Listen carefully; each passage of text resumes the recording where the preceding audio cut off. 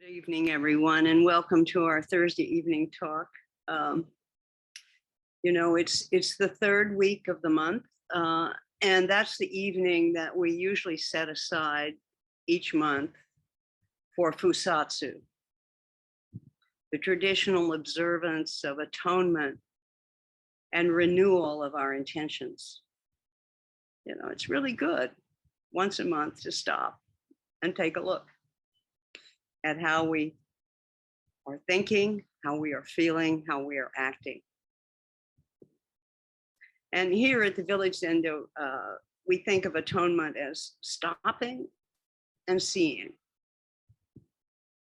checking into our thoughts and our words, checking into our actions, and monitoring it and seeing if there's an opportunity to make amends or correct or reconcile something in our lives so that we can feel again that participation in the wholeness of life. It's a way to stop and consider our ways of acting and speaking and thinking, and to renew our intentions, to accept responsibility for our lives on this earth at this time. No other earth, no other time, but now, and you and me. It's our responsibility to everything. It's our responsibility to everyone. Sincerely examining our thinking and our reactions and our language, sincerely noticing our conduct, we can enter this very elusive aspect called atoning, unity. In Latin, unamentum, to go into oneness, to atone, at one. Every day, through our interactions with others, with media, with life itself, we're gifted with access to lots of wise thought and lots of unwise words and images that from the moment turn me, I know, into a very unwise, screaming, crazy person, propelling me into a kind of reactivity and unskillful thoughts, unskillful words, and sometimes even unskillful actions. This is what it is to be alive now. Of course, you could look at the whole history of Buddhism and say it's always been an aspect of life, not just in the 21st century. To stop and look at our own mind, at our thoughts, the words we use. It's a gift. It's an incredible gift. It allows us to renew ourselves, renew our energy and our understanding. So in the ceremony that we're not performing here, but that we do usually perform in Fusatsu, it begins with a verse of atonement. I think Ryotan offered this a few months ago, but the verse says, all evil karma ever committed by me since of old. Listen to that. All evil karma ever committed by me since of old, on account of my beginningless greed, anger, and ignorance, born of my body, mouth, and thought. Now I atone for it all. That first line, all evil karma ever committed by me since of old, recognizes all the history, both individual and societal, historical, that has created negative and harmful energies what we are calling unwholesome karma, resulting in unwholesome consequences for ourselves or for others. We know that we live in an imperfect society with imperfect families and traditions that can affect our unconscious conduct, that can influence us in ways we don't actually want. That's part of the karma born in this time, in these circumstances. Stopping and recognizing this, looking at our thoughts and our words and our actions can support us in finding more skillful and beneficial ways to think, to speak, and to act. I think that when we recognize our own inheritance, our own past, it's helpful when we stop and examine our conscience, our conduct,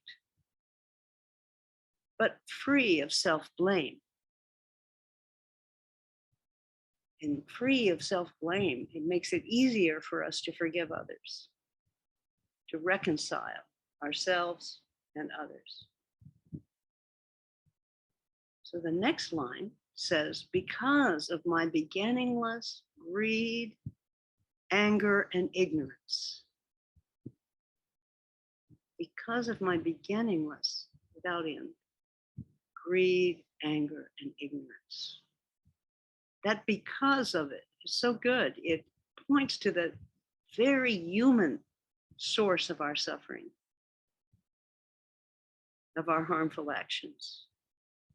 They're a part of being human, a part of the human condition. We can't push them away and say they don't exist or don't exist in me. They're part of who we are. They are beginningless, as the verse says, without beginning, just part of the package of being human. This is a root teaching in all of Buddhist traditions, not just Zen. From the earliest teachings to today, right here on Zoom. Our unwholesome conduct arises from the aspect of all of life: greed, grasping, anger, pushing back, and ignorance. It's all about me. I'm the only one here.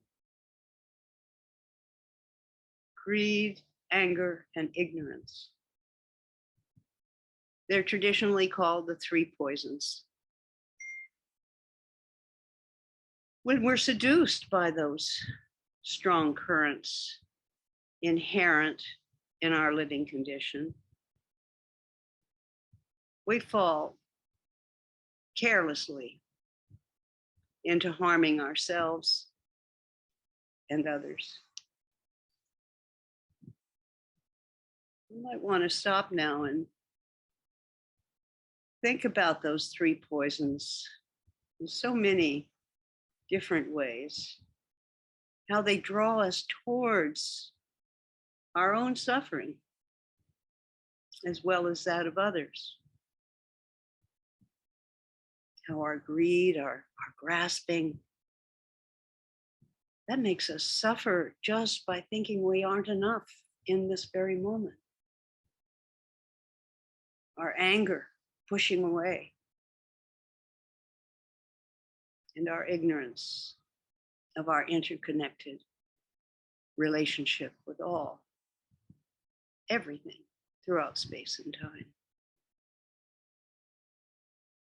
In the actual Fusatsu atonement ceremony, we would make a full physical prostration, repeating that line 3 times.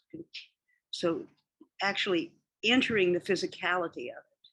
Because of my beginning was greed, anger, ignorance. Because of my, so we own it. The wisdom enters our consciousness in a physical way. And in an odd way, it rescues us from self-blame. We recognize that this is the human condition. It's not just me, although so often we think that, but it is the human condition.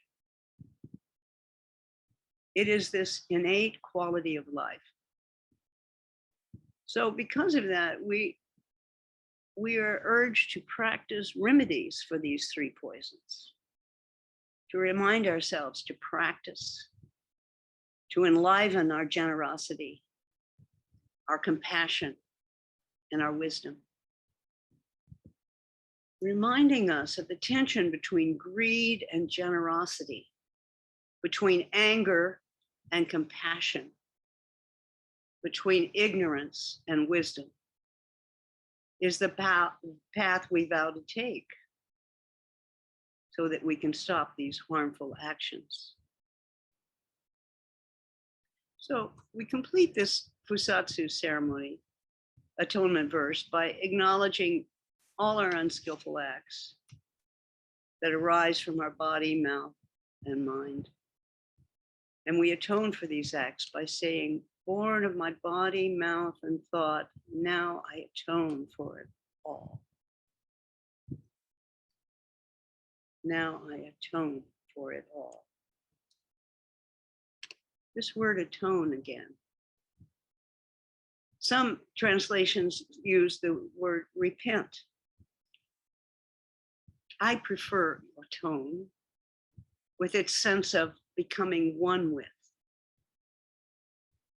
so that I can become aware and awake and ready to recognize my thoughts and words and actions and learn to be more skillful, learn to be more wise, to be more kind. These aspects of Fusatsu help me to remember to look deeply at my thoughts and my words and my actions. Just pay attention without blaming or theorizing. It just helps to look and stop, look sincerely how we are inside ourselves, how we are with others. I hope you'll join me in recognizing the skillfulness of the atonement verse. Perhaps you can use it instead of justifying or blaming yourself for unskillful actions. Next time you feel badly for something you've done, take a look at the atonement verse. All evil karma ever committed by me, since of old, now I atone for it all. Each moment that we live is an opportunity to, renew our vows, to remind ourselves of our intention. Tonight, in this time of such controversy about climate change, about the ongoing abuse of the environment, the corruption of businesses and governments and individuals, it's all over in the news. Our awareness of this makes it a really good time to think of the third precept in the Zen canon, not stealing. Not stealing is, of course, a very old rule in all of the canons of the spiritual and humanistic traditions. It's a way to promote fellowship among beings. Don't steal. Don't take from others. The first founder of Zen, Dharma, said about not stealing, self-nature is subtle and mysterious. In the realm of the unattainable Dharma, not having thoughts of gaining is called the precept of not stealing. Self-nature is subtle and mysterious in the realm of the unattainable Dharma. Not having thoughts of gaining is called the precept of not stealing. He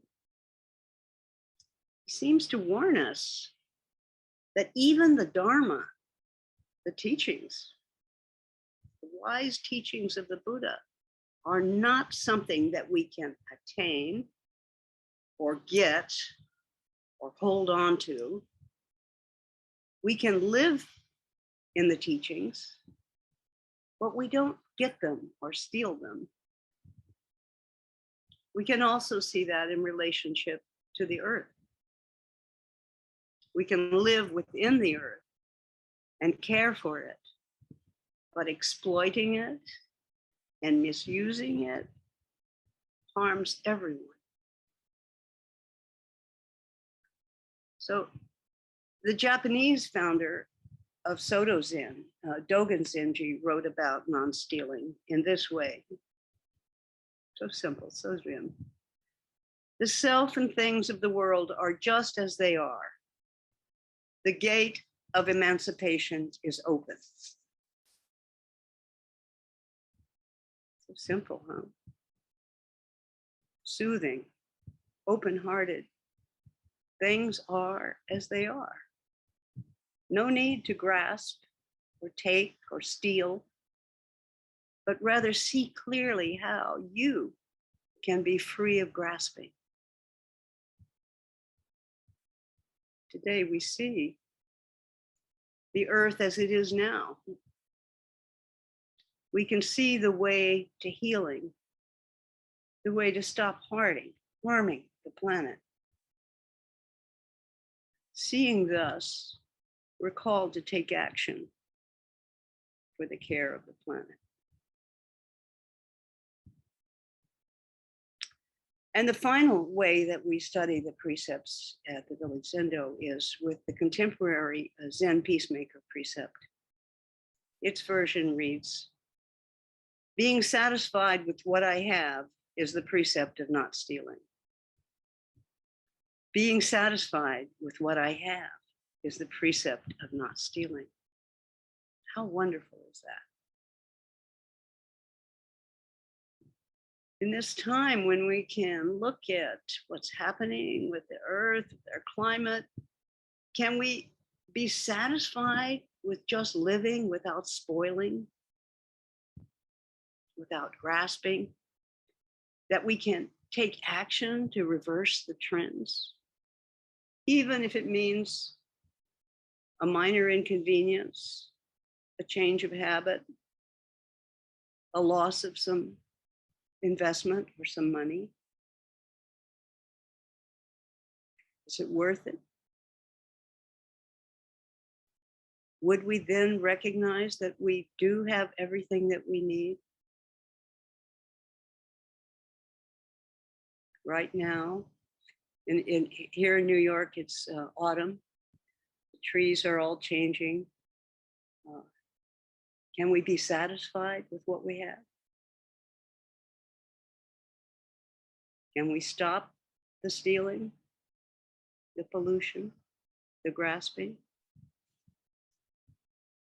Can we be satisfied with how the sun rises and it sets? How the seasons come and go? Can we be satisfied in not stealing from the earth's future?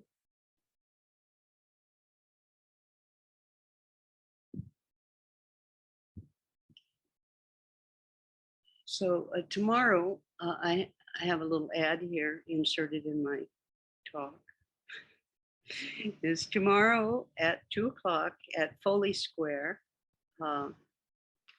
The Buddhist Action Coalition will offer a short rally, a meditation, and a silent walk to City Hall Park, where we'll join the Buddhist strike for climate change.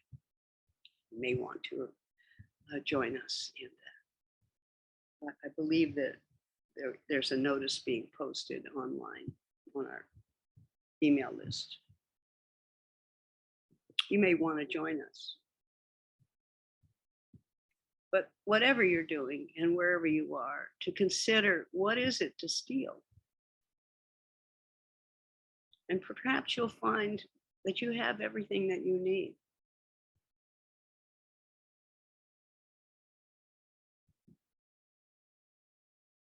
I think you do. I hope you can see that too. Let me end with a gatha. Karma burns and karma heals. Moment to moment, it's each up to each of us, intimately aware, intimately responsible, like the moon in the sky, the shadow on our path. Thank you for atoning tonight.